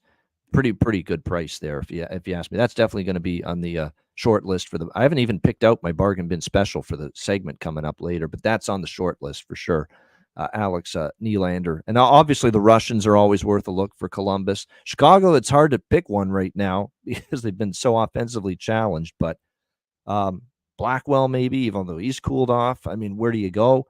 I'll tell you what, the most exciting thing about this game tonight might be the fact we see Jared Tenorti versus Matthew Olivier at some point tonight. Maybe that is. That or definitely Reese Johnson.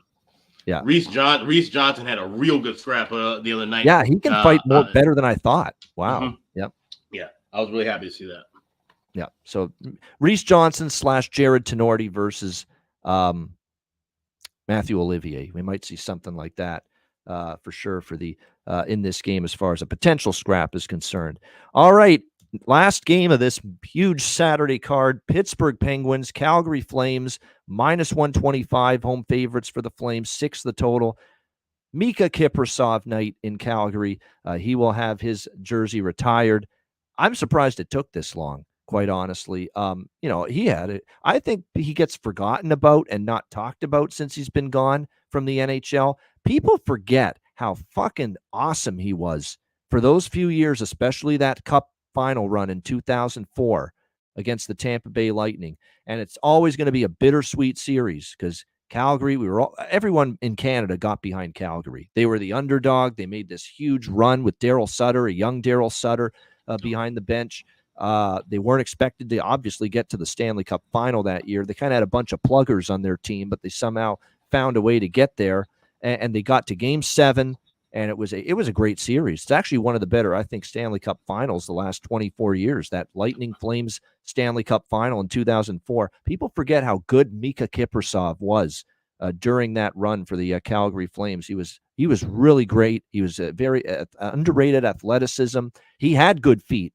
Carter Hutton, when he was on with us, he talked about good feet. He had good feet. He had good lateral movement, lateral quickness. He was square to the shooter more often than not. He had a really strong run there. Now, later in his career, he tailed off. His numbers got worse. Injuries mounted for him. But that run earlier in his career and his tenure with Calgary, especially that Stanley Cup final against Tampa Bay, he was one of the best goalies in the NHL at that point of his career. So he's deserving of this honor. He was terrific in that year. And it's a bittersweet Stanley Cup final that year, too, because it was the last one with Gary Thorne and Bill Clement on the microphone for ESPN before they lost the rights to NBC. And then NBC had that disaster at the beginning of their run as television rights holders, Alex, where they had some games on Versus. They had the disgrace of games on the Outdoor Life Network, OLN, for a bit. And that was right after the Tampa Bay Lightning won that Stanley Cup final against Calgary. But I just wanted to talk a little about Kiprasov because it's his night. He's going to have his jersey number retired. And it's a great honor for a goalie that I think deserves more recognition than he sometimes gets. Absolutely. And Mika Kiprasov's also a cautionary tale of why goaltending has changed the way it has. You look at his numbers. This guy went all out of the way to all of a sudden go from playing just 20, 30 games, being a backup, a third option in San Jose, part of that huge Finnish goaltending factory they had in the late 90s, early 2000s, to having back-to-back years with 70-plus games. He had 7 years in a row with 70 or more starts, and that's ultimately what kind of burned him out. So it's unfortunate. He was one of the best goalies in the turn of the century by far. And a lot of, like I said, he doesn't get enough credit. But the fact that he only played 11 years instead of the 15, 16 years was due largely to the part that Calgary rode him into the ground, and they had to. Those were Calgary teams that would not have made it as far as they did during those playoff runs without Kiprasov. So, like I said, it's a well-deserved honor. And, for some of those you're younger or just watching hockey and now didn't watch it back then, definitely take some time and YouTube some of Kiprasov's highlights. He made some incredible saves. He was a fun goaltender to watch. So this should be a big night in Calgary for sure. Yeah, exactly. And like I said, he was the backbone of that run. They don't get to a Stanley Cup final and one win away from a Stanley Cup Game 7 against Tampa Bay. John Tortorella, of course, coaching Tampa Bay that season. Marty St. Louis playing on that team with Vinny Lecavalier and Andre Habibulin, the Bulin Wall, of course, was the goaltender that year for Tampa Bay. I have great memories of that series, man. Such an underrated Stanley Cup final, man. That was a really, really good series. And now, of course, you see Kiprasov and look, Marty St. Louis coaching in the league, played for Tampa that year. Torts is still going. So great memories for sure. As far as this game goes, look, Calgary's on a nice run. I think they're trying to prove a point to Craig Conroy and the management team. Like, don't break this thing totally apart. Don't trade everybody away. Don't trade, Hanifin probably has to get moved. But Markstrom, there's some thought he was definitely going to get moved too. But now with them still very much alive in the wild card race, and he's been so good this year, is so valuable for the Calgary Flames, they may not part ways with him. But maybe they will after what he said yesterday. He was basically, and I didn't expect him to be this candid publicly, saying the management really fucked this up. They really have done a bad job handling my contract situation. He basically said that in no uncertain terms to the media yesterday in one of his press conferences. So that was definitely jarring to hear that, quite honestly, that he was that candid, that honest with how he felt the negotiations were going as far as his contract is concerned. But when you look at it here for Calgary, they have played better, 4 wins in a row, including good wins at home against Boston, Winnipeg, and LA. And I still don't have the utmost confidence in Pittsburgh here. They lost 2-0 in a shutout loss to the Seattle Kraken. We'll see if they can bounce back here in this game. It's been one of those deals, too, as far as recent series history where home teams have won. Pittsburgh won each of the last 2 times they hosted the Flames. But last year, the one time that Calgary hosted Pittsburgh, it ended up being a 4-1 win for Calgary here in this building. So Mika Kiprusoff night, I'm going to go with Calgary here, minus 125 in this game. As far as the total goes, nothing really that strong. I could see Markstrom actually playing very well. And this Pittsburgh team, offensively, they've been all over the map. 7 against Philly, come back and score 4 against Vancouver, and then they get blanked by Seattle. They're all over the map right now. The key always with this Pittsburgh team is obviously going to be, can they get some sort of semblance going with their power play?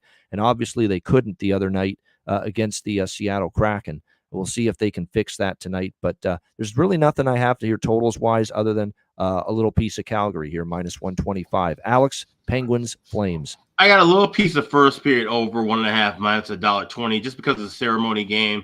We kind of see some slower starts at times. And a guy like Jacob Markstrom, who he has had struggles early in contests, I think maybe that could throw his rhythm off a little bit. We could see a goal here. So first period over minus $1.20, maybe even a little sprinkle of both teams to score. But what I like more than any of that is the draw, because we have seen some close games. 2 of the last 4 meetings have gone past regulation between these 2 teams. Both teams desperately needing points.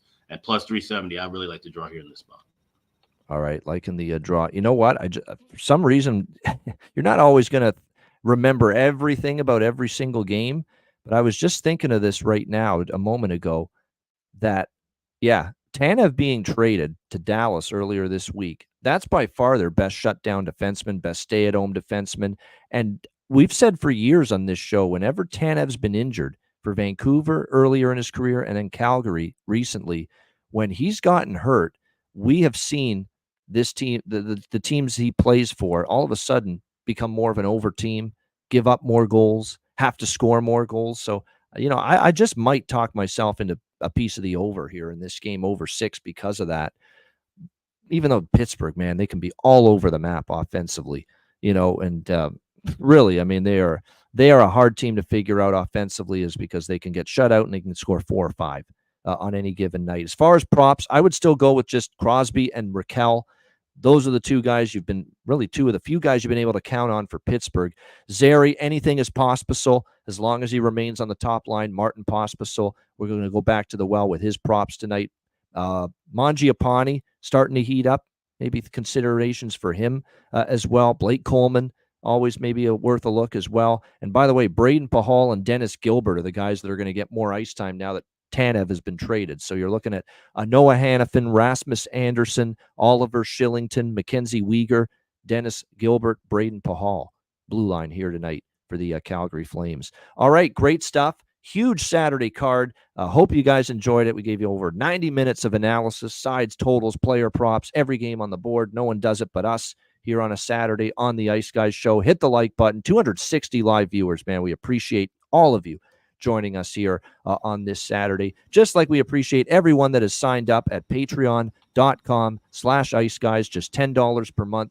Again, goalie charts, totals charts, daily sides, totals, and player props, as well as, of course, bonus video content. And again, we're going to have more Patreon exclusive live betcasts coming up in March and beyond. So make sure you sign up. Patreon.com/Ice Guys. Your $10 per month subscription goes a long way to keeping this show going for the long term. Patreon.com/Ice Guys, just $10 per month. So make sure you get on board if you haven't done so already. And of course, check out the Ice Guys store. Great gear, great merch available. iceguys.myspreadshop.com. Before we even talk about the store, we got to mention, I've just checked our YouTube studio. We are right now exactly at 5,000 subscribers. So we want to say, oh, really? We hit it. Wow. 5,000. We just hit this soon. Yeah. Woohoo. So we've had 2,000 subscribers since the beginning of the season, 5,000 total subscribers on the YouTube channel. So we want to thank each and every one of you. We truly appreciate the support. And what better way to support it by wearing some of the merch we have as well at the Ice Guys store, iceguys.myspreadshop.com. We got new shirts and new caps out. We got a new little word mark. We got some other new things coming out in the next couple of weeks as well, too. So stay tuned to that. Grab everything right now at iceguys.myspreadshop.com. We've been closing in on 5,000 subscribers all season. I think we started the season barely at 4,000, just above 4,000. Right. And already we've climbed 1,000 YouTube channel subscribers in, barely half a season. So that's absolutely outstanding. The climb for 6,000 begins now. Exactly. Keep this thing rolling. Keep this train rolling down the tracks.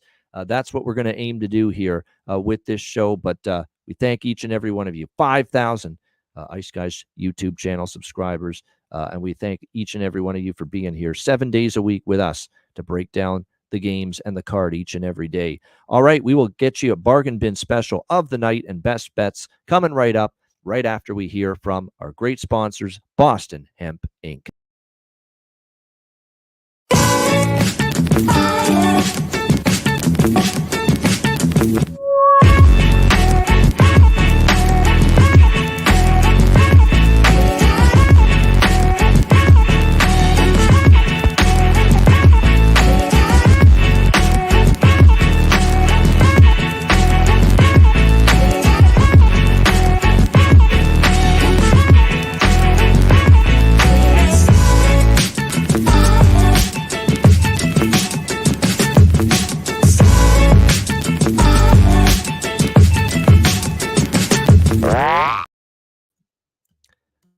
All right, Boston Hemp Inc. Make sure you check them out. And again, you can get 20% off all orders on the website using the promo code IceGuys at bostonhempinc.com. All right, it is time for Bargain Bin Special of the night.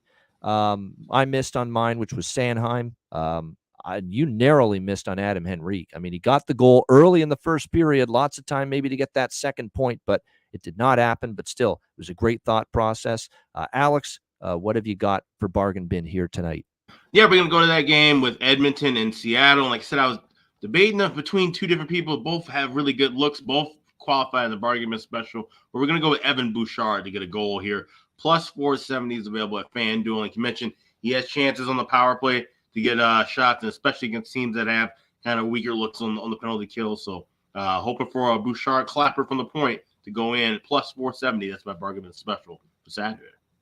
All right, there we go. Evan Bouchard, plus 470 for the Edmonton Oilers. And again, a good power play that's on a roll right now, and that's usually when he gets that goal scoring going on the power play, so on the peeper. So Evan Bouchard, plus 470 for the Edmonton Oilers for Alex P. Smith with his bargain bin special of the night. There's lots to go with tonight as far as bargain bin, some good options out there, no question about that. I think what I'm going to go with here is from this, I'm just trying to see if the price is good enough. It might not be, so we might pass on that. But let me see here. Let's go with, you know what I'm going to go with here? I actually like it the more I start to think about it here as far as the goal prop here tonight for this matchup here. I'm going to go with Morgan Geekie for the Boston Bruins against the New York Islanders. He's been putting on a hell of a performance lately. Hat-trick against Vegas. And he's had a bunch of chances, like a boatload of chances. He's around the front of the net. He's getting opportunities. This is someone we've actually cashed with for a bargain bin special earlier in the season. But Morgan Geekie for the Boston Bruins, plus 390 at FanDuel. That is going to be my bargain bin special tonight. I was hoping it was going to be Logan Stankoven, but unfortunately, plus 280 is the best price we can find on him. So not bargain bin price worthy. This one is Morgan Geeky plus 390 for my bargain bin special of the night. All right, best bets to wrap things up for this Saturday edition. Alex, we'll start with you. What do you like for best bet? Yeah, I got to say one thing, too. Shout out to Bobby Pringle on Twitter, who sent me this Fort Wayne Comets jersey I've been wearing today. It was a very nice gift, and I tweeted about that yesterday, but just wanted to give him a proper shout-out on the video. So as we go to best bet, we go into that Minnesota Wild St. Louis Blues game. Division rivals, these two teams can't stand each other, and there's usually goals early and often in this contest. 14-3 to the first period over the last 17 meetings between these two clubs. You can get it right now, over 1.5 minus $1.25. That's Minnesota St. Louis. First period over. That's my Saturday best bet. All right, there you go. Minnesota St. Louis over 1.5 first period. Best bet for Alex P. Smith. My best bet for this card, I'm going to go with Sens Flyers over 6.5 because I think it's going to be Sandstrom. I like Philly and Philly team total over as well. But Sandstrom's got really average numbers in the AHL, and I don't know if I trust him to shut the door either. And the one thing Ottawa can still do at times is score. I think that's a goal-palooza there if it's indeed Sogard and Sandstrom, the goaltending matchup as I expect it will be. So let's go with Sens Flyers over 6.5, minus 120. That's going to be my best bet here. Ottawa Philly over 6.5, minus 120. For my best bet for this Saturday card. That'll wrap up this edition of the Ice Guys. Thanks to everyone for joining us. Hit the like button on the way out. We appreciate it very much. And a reminder, the Ice Guys is live 7 days a week, Monday to Friday, 2 p.m. Eastern, Saturday and Sunday, noon Eastern. If you can't watch the show live, download the Ice Guys podcast in audio form on all major podcast platforms, Google Podcasts, Apple Podcasts, Spotify, Stitcher, iHeartRadio, Amazon Music, and more. Download the Ice Guys podcast when you can't watch the show live. For Alex B. Smith, I'm Ian Cameron. Have a great Saturday. Enjoy the games and good luck. And we will be back with you tomorrow on Sunday. And happy to say that Connor Mack is going to be joining us, my old friend from Pub Sports Radio. Connor Mack with us on the Sunday edition of the Ice Guys tomorrow to help us break down the card. Looking forward to that. So join us then tomorrow on Sunday for another edition of the Ice Guys.